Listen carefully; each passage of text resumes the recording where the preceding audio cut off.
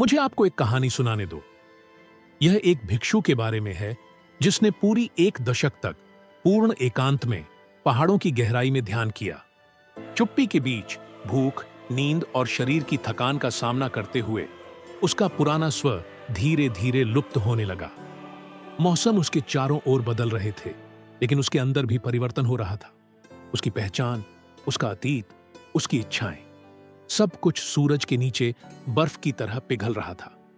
जब वह आखिरकार दुनिया में लौटा तो लोग जानना चाहते थे कि उसने उन सभी वर्षों में सबसे बड़ा क्या खोजा था।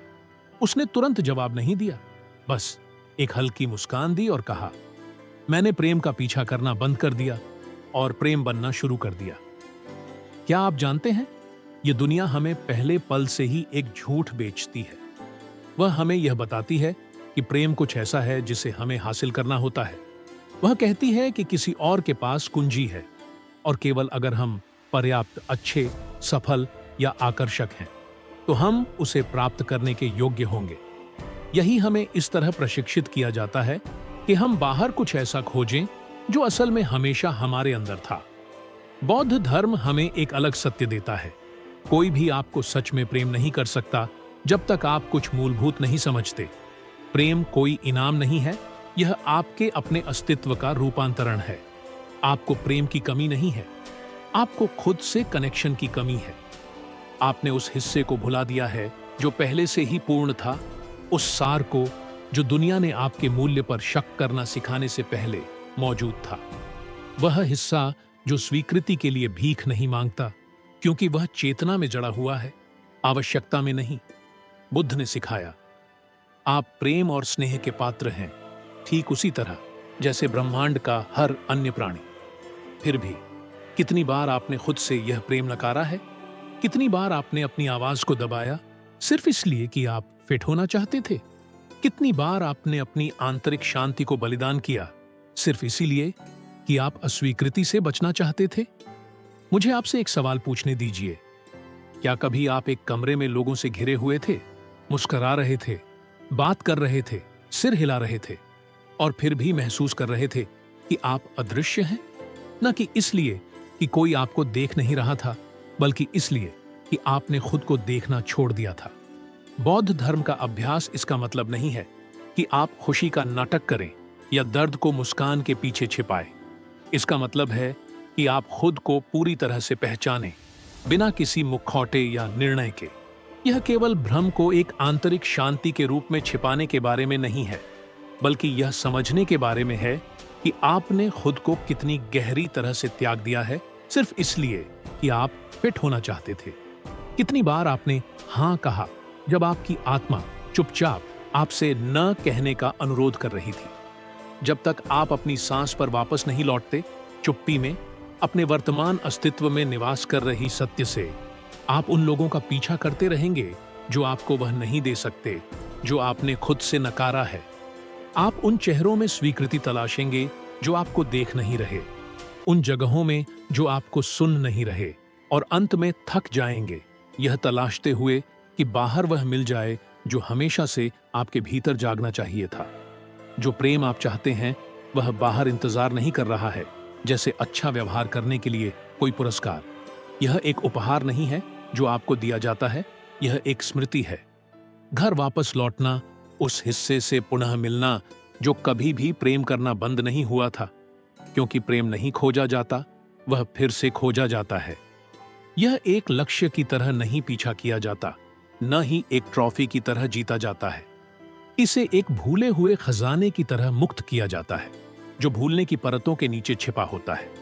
और जब आप अंततः शांत बैठकर अपनी खुद की उपस्थिति का वजन और सुंदरता महसूस करेंगे, तो आप समझेंगे कि प्रेम हमेशा वहां था, शोर के पीछे, निरंतर प्रयास से परे। कमल के फूल को देखें, वह मधुमक्खियों से निवेदन नहीं करता कि वे उस पर बैठें, वह बस खिलता है। वह घास फूस से प्रतिस्पर्धा नहीं करता, न ही ध्यान आकर्षित करने की कोशिश करता है। वह खुद से इतना सच्चा है, इतनी प्रामाणिक रूप से वह, कि पूरा संसार उसे नजरअंदाज नहीं कर सकता। तुम भी खिलने के लिए बने हो, गिड़गिड़ाने के लिए नहीं, स्वीकृति की तलाश में सिकुड़ने के लिए नहीं, और न ही अपनी आत्मा से सौदा करने के लिए। बस खिलो, अपने अंदर से गहराई से खुलो, न कि किसी जिम्मेदारी के कारण, बल्कि क्योंकि तुम अब इसके लिए तैयार हो। ऐसा नहीं कि लोग तुम्हें देखें, बल्कि इसलिए कि तुम खुद को पूर्ण महसूस करो। स्वीकृति पाने की कोशिश करना छोड़ दो। तुम पहले ही योग्य हो। तुम्हारी उपचार प्रक्रिया तुम्हारा सबसे बड़ा खिलना बन जाए। तुम्हारी चुप्पी में खुशबू हो, तुम्हारी शांति तुम्हारी ताकत बन जाए। यह मत पूछो कि क्यों कोई तुम्हें नहीं प्यार करता।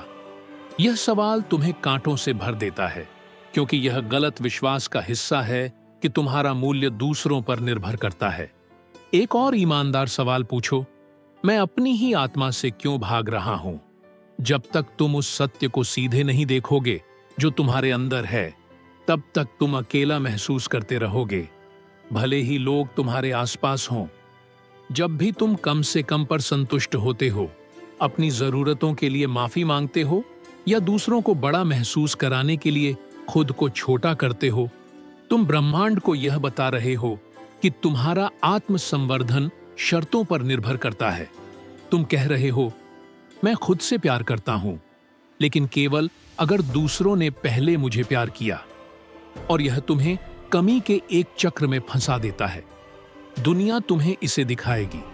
वह तुम्हारे सामने ऐसे लोग लाएगी जो तुम्हारे सीमाओं की परीक्षा लेंगे, जो तुम्हारी आत्मसम्मान को हिलाएंगे और तुम्हारी आंतरिक शांति को बाधित करेंगे। जब तक तुम आखिरकार नहीं कहोगे, बस करो, जब तक तुम यह कहने का साहस नहीं पाओगे, मैं यहां खुद से प्यार करने के लिए हूं। क्या तुम प्रेम चाहते हो? तो सबसे पहले खुद को वह प्रेम दो। इसे बौद्ध की तरह शांति और उपस्थिति से करो, पेड़ के नीचे। तुम्हें चिल्लाने या किसी को मनाने की आवश्यकता नहीं है। तुम्हें बस वहां होना है, चुपचाप, दृढ़, बिना किसी से अपने अस्तित्व के लिए अनुमति मांगने के, बिना यह उम्मीद करने के कि कोई तुम्हें मान्यता देगा। यह आत्मसंवर्धन की वह अवस्था दुनिया को आकर्षित नहीं करती, उसे बदल देती है। और यहां सच्चाई है, चाहे यह जितनी भी दर्दनाक क्यों न लगे, कोई भी तुम्हें उतना गहरे तरीके से नहीं प्यार कर सकता जितना तुम खुद को प्यार करते हो। और अगर कोई ऐसा करता है तो तुम्हें यह वास्तविक नहीं लगेगा, यह संदिग्ध और असहज लगेगा। तुम इसे आत्मसंवर्धन के रूप में नकार दोगे, या तो इसे दूर कर दोगे या इसे इतना पीछा करोगे कि वह भाग जाएगा, क्योंकि तुम दूसरों से वही स्वीकार नहीं कर सकते जो तुम खुद से नकारते हो। तो तुम क्या कर सकते हो? बैठो, श्वास लो, खुद को देखो, खुद को माफ करो। उन गलतियों के लिए नहीं जो तुमने की, बल्कि इसलिए कि तुमने यह माना कि वे गलतियां तुम्हें प्रेम के योग्य नहीं बनाती। वर्षों तक तुमने यह गलत विचार अपने मन में रखा कि गलती करना मतलब कुछ नहीं होना, कि तुम्हारी अपूर्णता यह प्रमाण थी कि तुम योग्य नहीं थे। लेकिन अब तुम स्पष्टता से देख रहे हो। तुम अब अपने साथ कोमलता से बात करते हो, न क्योंकि दुनिया तुम्हें यह लौटाती है, बल्कि क्योंकि अब तुम्हें इसकी जरूरत नहीं है। तुम स्वीकृति की प्रतीक्षा करना छोड़ देते हो ताकि अपनी अस्तित्व को सही ठहरा सको। तुम कोमलता से बात करते हो क्योंकि तुम्हारी आत्मा इसके लायक है, यहां तक कि गहरी चुप्पी में भी। तुम अब बाहर वह नहीं तलाशते जो हमेशा तुम्हारे अंदर था। तुम समझते हो कि प्रेम, सुरक्षा या देखे जाने की आवश्यकता कभी भी दूसरों के बारे में नहीं थी। यह हमेशा उस आंतरिक बगिया को लौटने का आह्वान था जो मलबे से ढकी होने पर भी कभी नहीं रुकी है। तुम अपनी ही हाथ को पकड़ने लगते हो जब यह कांपता है। अब तुम यह नहीं इंतजार करते कि कोई और तुम्हें स्थिर करे। तुम अपने ही आश्रय बन जाते हो, उस सुरक्षित स्थान की तरह जहां तुम लौट सकते हो जब सब कुछ अनिश्चित लगता है। तुम अपनी अपूर्णताओं को गले लगाना सीखते हो, जैसे एक साधु मौन को गले लगाता है। गलती के रूप में नहीं जो ठीक करने की जरूरत हो, बल्कि तुम्हारे हिस्सों के रूप में जो समझे जाने की इच्छा रखते हैं। तुम समझते हो कि उपचार का मतलब दर्द को मिटाना नहीं है, बल्कि उसे इतना सम्मान देना है कि तुम उसके पास बिना डर के बैठ सको। यह शत्रु की तरह नहीं है, बल्कि जैसे वह तुम्हारा गुरु हो। हर घाव एक दरवाजा बन जाता है, हर दरार एक खिड़की बन जाती है जो कुछ गहरे तक पहुंचने का रास्ता दिखाती है। तुम समझते हो कि विकास अस्वीकृति से नहीं, बल्कि ध्यान से, सुनने से और जो कुछ भी है उसके साथ उपस्थित रहने से आता है, और धीरे धीरे तुम्हारे अंदर की तूफान शांत होने लगता है। शोर अपनी शक्ति खो देता है। लहरें अब तुम्हारे सीने को इतनी हिंसक तरीके से नहीं टकराती। यह इसीलिए नहीं कि तुमने सब कुछ ठीक कर लिया है, बल्कि इसलिए कि तुमने खुद से लड़ना बंद कर दिया है। तुमने तलवार छोड़ दी है और सिद्धता के बजाय उपस्थिति को चुना है। तुमने युद्ध रोक लिया है, बाहर नहीं बल्कि अपने अंदर। तुमने निर्णय को अवलोकन से बदल दिया है। तुमने अपने विचारों को बादलों की तरह देखना शुरू कर दिया है, क्षणिक, परिवर्तनीय, निर्दोष। आलोचना का जवाब तुम करुणा से देते हो। तुम चिल्लाने की बजाय खुद से धीरे धीरे बात करने लगे हो। तुमने वही कृपा दी है जो पहले तुम दुनिया से मांगते थे, और इसने सब कुछ बदल दिया। यही बुद्धिमत्ता की शिक्षा है। शांति कुछ ऐसा नहीं है जिसे प्राप्त किया जाता है, बल्कि कुछ ऐसा है जिसे वापस पाया जाता है। यह प्रयास से नहीं बल्कि समर्पण से आती है। यह किसी चीज में बदलने की बात नहीं है, बल्कि बस होने की बात है। शांति वहां है जैसे एक नदी जो समुद्र में लौटती है, जैसे एक बच्चा जो उन हाथों में लौटता है जो उसे इंतजार कर रहे हैं। यह कभी खोई नहीं थी, केवल शोर से ढकी हुई थी। यही बात प्रेम के साथ भी है। यह कोई लक्ष्य नहीं है जिसे तुम तब प्राप्त करते हो जब तुम पर्याप्त करो, पर्याप्त बनो या पर्याप्त हासिल करो। प्रेम तो रास्ते का स्वयं का सार है। यह कुछ नहीं है जिसे तुम पीछा करते हो। यह वह तरीका है जिसमें तुम चलते हो, सांस लेते हो और अस्तित्व में होते हो जब तुम किसी और का दिखावा करना बंद कर देते हो। अब तुम्हें अनुयायियों की जरूरत नहीं है, न ही एक आंकड़ा जो तुम्हारे अंदर के खालीपन को भर सके अगर तुम अपने ही दिल से कटा हुआ हो। तुम्हें एक आदर्श साथी की जरूरत नहीं है, क्योंकि आदर्शता वह नहीं है जो प्रेम को बनाए रखता है। जो इसे बनाए रखता है वह है उपस्थिति। कोई भी व्यक्ति अपूर्ण हो सकता है और फिर भी तुम्हें पूरी तरह से प्यार कर सकता है, लेकिन सब कुछ इस बात से शुरू होता है कि तुम अपने साथ कैसे व्यवहार करते हो। तुम्हें 10 पुष्टि की जरूरत नहीं है। तुम्हें बस एक पल की शांति चाहिए, एक श्वास जिसमें तुम तलाशना बंद कर दो और खुद को प्राप्त करना शुरू कर दो। तुम्हें बस एक पवित्र सत्य की जरूरत है। वह प्रेम जिसे तुम इतना चाहते हो, वह तुम्हारा है। वह बाहर नहीं है, वह तुम्हारे अंदर है, ठीक वहां, तुम्हारी पसलियों के पीछे, शांति से तुम्हारी वापसी का इंतजार कर रहा है। और तब दुनिया बदलने लगती है। यह इसलिए नहीं कि तुम बदल गए हो, बल्कि इसलिए कि तुम याद करते हो।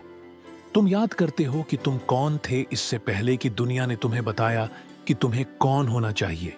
और तब दूसरे लोग तुम्हें सच में महसूस कर सकते हैं, क्योंकि तुम में कुछ ऐसा है जो फिर से जीवित हो गया है, कुछ वास्तविक, कुछ जड़ों से जुड़ा हुआ। तुम्हें आवाज उठाने की जरूरत नहीं थी। तुम्हारी सिर्फ मौजूदगी ने किसी भी शोर से ज्यादा जोर से बात की। ना इसलिए कि तुम चमकने का नाटक करती, ना इसलिए कि तुम अलग दिखने की कोशिश करती। तुमने बस अपनी रोशनी को छुपाना बंद कर दिया। तुम्हारा मौन सच्चा और वास्तविक ही था जिसने तुम्हारे सत्य को गहरे से बाहर आने दिया। इतनी शांत, इतनी पूरी कि तुम्हें अब कुछ साबित करने की जरूरत नहीं थी। तुम बस थी और यही पर्याप्त था। उस क्षण में तुम्हारा चुंबकत्व मेहनत से नहीं बल्कि सत्य से आता था, और वह शांति तुम्हें कुछ अविस्मरणीय बना दिया। तुम शोर नहीं करती थी, न ही आकर्षक थी, लेकिन तुम्हारी सार्थकता उन दिलों में महसूस की जाती थी जो सच में तुम्हें देखना चाहते थे। यह अब तुम्हारा रास्ता है, प्रेम पाने के लिए नहीं, बल्कि प्रेम बनने के लिए, प्रेम को व्यक्त करने के लिए, उसे महसूस करने के लिए, चलने के लिए, हर कदम से उसे चमकाने के लिए, स्थिर और अपरिवर्तनीय, जैसे एक पर्वत जिसे कोई भी हवा हिला नहीं सकती। अब तुम मंच पर नहीं हो, चेहरा उतर चुका है। अब तुम बस हो, पूरी, सच्ची और जागृत। और यही बहुत है। जब तुम इस तरह होती हो, कोई भी तुम्हें नजरअंदाज नहीं कर सकता, ना इसलिए कि तुम उनकी ध्यान आकर्षित करना चाहती हो, बल्कि क्योंकि तुम्हारी मौजूदगी एक आईना बन जाती है जहां दूसरे लोग अपनी खुद की सच्चाई पहचानते हैं। तुम खुद अपनी रोशनी को नकार नहीं पाओगी।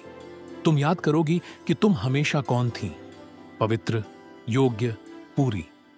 शायद यही असली जागरण है। आसमान में एक धमाका नहीं, बल्कि खुद में एक नरम वापसी। बिजलियों के बिना, परेड़ों के बिना, बस एक वापसी, एक फुसफुसाहट, एक जानना, एक श्वास जो दूसरी के बाद आती है। जब तक प्रेम कुछ ऐसा नहीं बन जाता जो तुम ढूंढ रही थी और अब वह तुम हो। तुम जैसे हर आत्मा इस ब्रह्मांड में अपने प्रेम और स्नेह की हकदार हो। यह घमंड नहीं है, यह स्पष्टता है। जब तक तुम खुद को करुणा से नहीं देखोगी, जो कुछ भी तुम दोगी वह खालीपन की छाया ले जाएगा। तुम एक थके हुए दिल से नहीं दे सकती और तुम्हें नहीं देना चाहिए। यदि तुम्हारी करुणा में तुम खुद को शामिल नहीं करती तो वह अधूरी है। तुम दुनिया का ख्याल रख सकती हो, दूसरों का सहारा ले सकती हो, सब कुछ दे सकती हो, लेकिन अगर तुम खुद को छोड़ देती हो तो तुम एक पैर से चलोगी। तुम्हें वही मिठास मिलनी चाहिए जो तुम दूसरों को देती हो। शांति किसी उपलब्धि से नहीं जन्मती, न ही तालियों से, न ही बाहरी स्वीकृति से। यह भीतर से उत्पन्न होती है, मुलायम, शांत। जब तुम इसे बाहर नहीं बल्कि भीतर ढूंढना छोड़ देती हो और इसे अपने अंदर बसाना शुरू कर देती हो। जब तुम बाहर नहीं ढूंढती और अपने वर्तमान क्षण में बसने लगती हो, तब तुम एक ऐसी स्वतंत्रता का स्वाद लेने लगती हो जो किसी भी चीज या किसी भी व्यक्ति पर निर्भर नहीं होती। सच्चे आत्म प्रेम का अभ्यास निरंतर होता है, अपने आप से एक दीर्घकालिक मित्रता। यह तारीफों या झूठी आंतरिकताओं का विषय नहीं है, बल्कि एक ऐसी संगति है जो जब तुम ठोकर खाते हो तो माफ करती है, जो जब तुम्हारा दिल दुखता है तो सुनती है, और जो तब भी बनी रहती है जब सब कुछ और दूर हो जाता है। जैसे एक माँ अपने इकलौते बच्चे की रक्षा अपनी जान से करती है, वैसे ही तुम्हें अपने दिल का ख्याल रखना चाहिए, उसी पवित्र समर्पण के साथ। अपने आप को प्यार करना स्वार्थीपन नहीं है, यह हर स्वस्थ संबंध की नींव है। यह तुम्हारी अपनी आत्मा के साथ संबंध का भी आधार है। तुम्हारा मस्तिष्क वह स्रोत है जिससे तुम जो कुछ भी अनुभव करते हो वह उत्पन्न होता है। यदि तुम्हारे विचार कठोर हैं तो तुम छोटे महसूस करोगे, लेकिन यदि वे सत्य और दया में निहित हैं तो तुम्हारा पूरा अस्तित्व खिल उठेगा। किसी से जलन मत करो, यह मानकर अपनी रोशनी को न बुझाओ कि किसी और की रोशनी तुमसे ज्यादा चमकती है। हर बार जब तुम सोचते हो कि कोई और तुमसे ज्यादा चमकता है तो तुम अपनी खुद की सार्थकता से दूर हो जाते हो। शांति तुलना में नहीं है, बल्कि इस गहरी स्वीकृति में है कि तुम्हारा रास्ता अद्वितीय है और इसलिए वह पवित्र है। जब तुम समझ जाती हो कि सब कुछ पहले से ही परिपूर्ण है, उसकी अपूर्णता के भीतर भी, तब तुम संघर्ष करना छोड़ देती हो। तुम लेट जाती हो, सांस लेती हो और शायद, केवल शायद, आसमान की ओर देखती हो और मुस्कुराती हो, क्योंकि तुम समझ जाती हो कि यह कभी तुम्हारे मरम्मत करने का सवाल नहीं था, बल्कि खुद को याद करने का था। अपने आप से प्यार करो, अपने आप से प्यार करो और देखो कि तुम्हारा जीवन कैसे बदलता है। देखो कि कैसे दुनिया तुम्हारी अपनी नजर को प्रतिबिंबित करती है। देखो कि कैसे शांति पुरस्कार के रूप में नहीं आती, बल्कि तुम्हारी वास्तविक उपस्थिति का स्वाभाविक जवाब होती है। तुम अपनी कहानी की रचनाकार हो, कोई और तुम्हारी कलम नहीं थामे हुए है, कोई और तुम्हारा मूल्य तय नहीं करता। जब तुम अपनी राह की पूरी जिम्मेदारी लेती हो, तब जंजीरें गिर जाती हैं और फिर तुम आगे बढ़ने लगती हो। किसी और का पीछा नहीं करते, बल्कि अपनी सच्चाई के साथ कदम बढ़ाती हो। गुस्से को पकड़ना, यहां तक कि खुद से भी, जहर पीने जैसा है और ठीक होने की उम्मीद करना। इसे जाने दो। यह नहीं क्योंकि जो हुआ वह सही था, बल्कि इसलिए क्योंकि अब तुम इसके लिए दुखी होने को तैयार नहीं हो। तुम स्वतंत्र होने के लिए तैयार हो।